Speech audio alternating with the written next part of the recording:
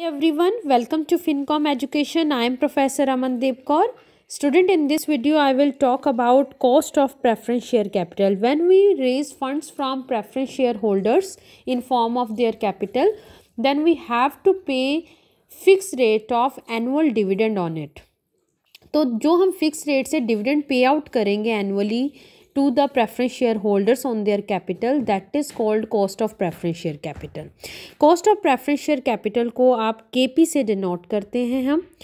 और preference shares या तो इरिडीमेबल हो सकते हैं या रिडीमेबल. वैसे तो according to company act irredeemable preference shares जो हैं अब हम इशू नहीं कर सकते. हमें 20 ईयर्स की मैक्सिमम एक्सपायरी डेट होती है. प्रेफरेंस शेयर होल्डर्स का पैसा हमें, उनकी जो कैपिटल है वो हमें लौटानी ही पड़ती है, रिटर्न करनी ही पड़ती है.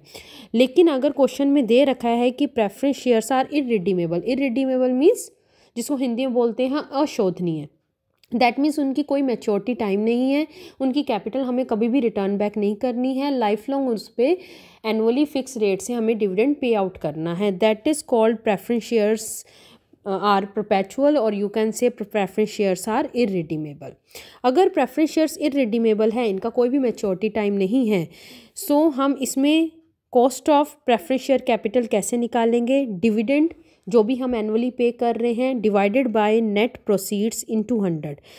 नेट प्रोसीड्स का मतलब है कि इन हैंड हमारे पास कैश में कितना पैसा आ रहा है at the time of issue of the preference shares. अब देखो फॉर एग्जांपल हमने 2 लाख रुपीज़ के प्रेफरेंस शेयर्स इशू किए हैं. अभी आपको मैं नेट प्रोसीड्स का फॉर्मूला भी शो करवाती हूँ. Let's check. ये देखिए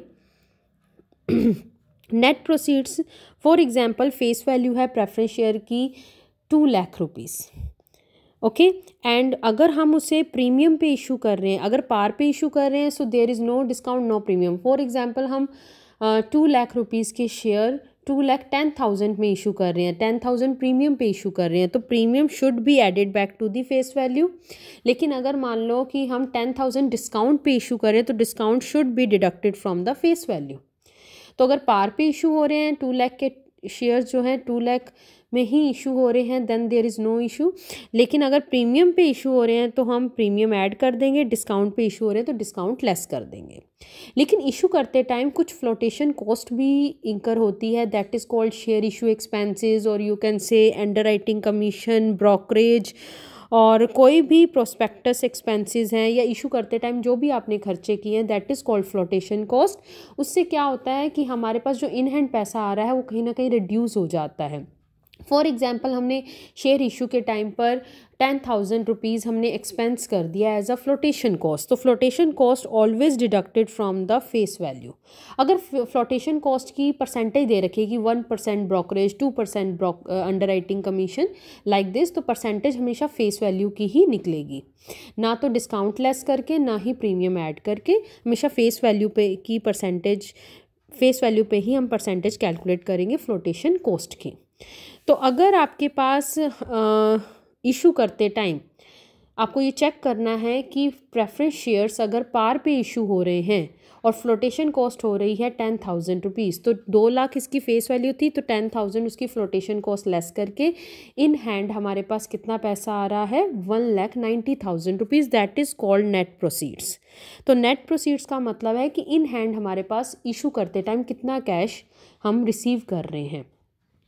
तो नेट प्रोसीड सबसे पहले आपने निकालना है, उसके बाद ही आप बात कर सकते हैं cost of preference share capital पे.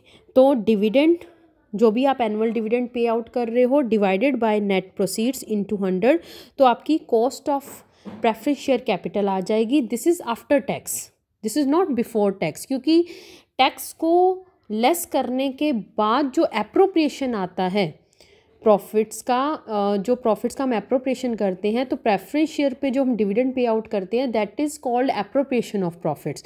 तो प्रॉफिट को डिस्ट्रीब्यूट किया जाता है आफ्टर टैक्स. तो इसमें ये जो प्रेफरेंस शेयर डिविडेंड की जो कॉस्ट निकली है that is after tax. Preference share holders को इस पर टैक्स पे आउट नहीं करना पड़ता है. तो इसको अगर आपने बिफोर टैक्स में कन्वर्ट करना है तो ये आफ्टर टैक्स कॉस्ट है, cost of preference share capital. इसको बिफोर टैक्स में अगर हम कैलकुलेट करना चाहते हैं तो केपी आफ्टर टैक्स ये आफ्टर टैक्स है, टैक्स लेस किया हुआ है, इसको हम डिवाइड कर देंगे 1 minus T, T means tax rate से। सो केपी आफ्टर टैक्स जो हमने कैलकुलेट किया है in first formula, dividend upon net proceeds into 100, that is cost of preference share capital after tax. ये आफ्टर टैक्स निकल गई। इसको बिफोर टैक्स में कैसे कन्वर्ट करोगे? कॉस्ट ऑफ कैपिटल जो निकली है ये आफ्टर टैक्स निकली थी ऊपर वाले में, इसको हम डिवाइड कर देंगे अगर 1 माइनस टी से, तो ये cost of capital before tax निकल जाएगी। देखो, अगर जैसे हमने लास्ट क्लासेस में कॉस्ट ऑफ डेट निकाला था, कॉस्ट ऑफ डेट हमने कैसे निकाला था? डी की जगह पर बस इंटरेस्ट था, क्योंकि अगर हम डेट से पैसा रेज करते हैं तो हमें इंटरेस्ट पे आउट करना पड़ता है एनुअली। तो उसमें हमने क्या लिखा था? Interest, annual interest upon net proceeds into 100। तो उसमें जो ये के डी आया था, कॉस्ट ऑफ डेट आया था, दैट इज़ बिफोर टैक्स आया था। तो उसको हमने आफ्टर टैक्स में कन्वर्ट कैसे किया था? 1 माइनस टी से मल्टीप्लाई किया था। लेकिन इसमें जो D upon net proceeds into 100 करके हमने निकाला है, दैट इज़ आफ्टर टैक्स, ये अपोजिट है उससे। तो इसको आपने अगर बिफोर टैक्स में कन्वर्ट करना है तो 1 माइनस टी से डिवाइड करना होगा, क्योंकि इंटरेस्ट हम पे करते हैं टैक्स से पहले, तो उसको टैक्स में आफ्टर टैक्स कन्वर्ट करना पड़ता है। लेकिन प्रेफरेंस शेयर डिविडेंड हम पे करते हैं टैक्स पे करने के बाद। प्रेफरेंस शेयर डिविडेंड हम पे आउट करते हैं प्रेफरेंस शेयर होल्डर्स को, तो ये after tax he cost of preference share capital निकलती है। इसको बिफोर टैक्स में कन्वर्ट कराने के लिए हम 1 माइनस टी से डिवाइड करेंगे। T is the tax rate. आगे आने वाली वीडियोस में मैं इस पे आपको न्यूमेरिक क्वेश्चन भी कराऊंगी, तो आप और अच्छे से इसको लर्न कर पाएंगे। आज हम सिर्फ फॉर्मूलाज डिस्कस करेंगे। नेक्स्ट, अगर फॉर एग्जांपल अगर प्रेफरेंस शेयर्स जो है रिडीमेबल है, रिडीमेबल मतलब आपको इसका कोई मैच्योरिटी टाइम है, विद इन सम ईयर्स आपको इनकी कैपिटल को रिटर्न बैक करना होगा। तो मैच्योरिटी के टाइम पर, जैसे फॉर एग्जांपल मैच्योरिटी टाइम इनका 10 ईयर्स है, तो 10 ईयर्स के बाद इनकी कैपिटल को हमें रीपे बैक करना पड़ता है।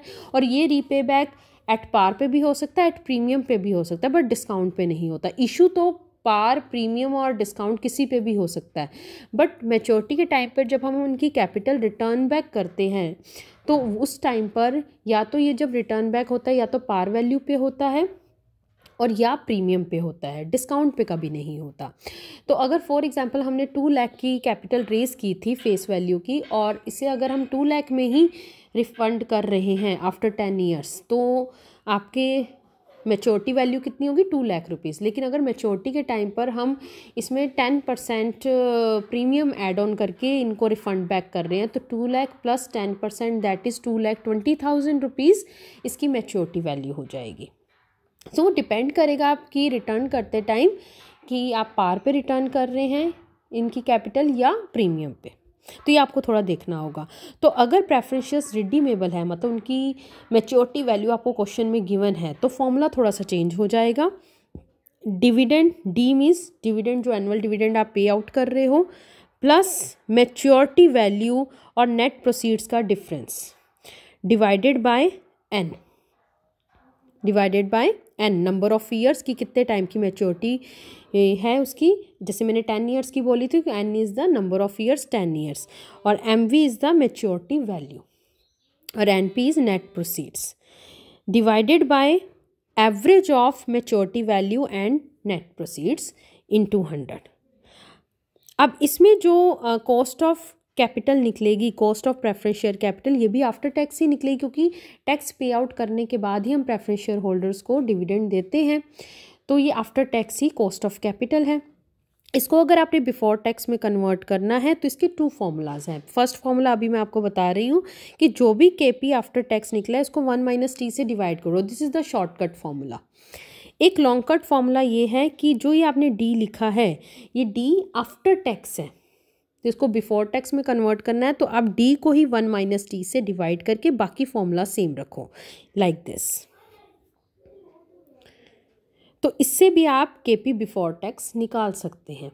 आप दोनों में से कोई भी फॉर्मूला यूज़ कर सकते हो केपी बिफोर टैक्स निकालने के लिए, ये वाला भी और ये वाला भी, बट पॉइंट्स में थोड़ा सा डिफरेंस आएगा, but both are correct. Clear? ये तो थे बेटा cost of preference share capital के फॉर्मूलाज। आगे आने वाली वीडियोस में हम डिस्कस करेंगे कि इस पे ही न्यूमेरिक क्वेश्चंस की इसको न्यूमेरिकली कैसे अटैम्प्ट किया जाता है, कैसे क्वेश्चन पे हम इसे सॉल्व कर सकते हैं, तो वो आगे आने वाली वीडियो में हम लर्न करेंगे। Till then bye bye.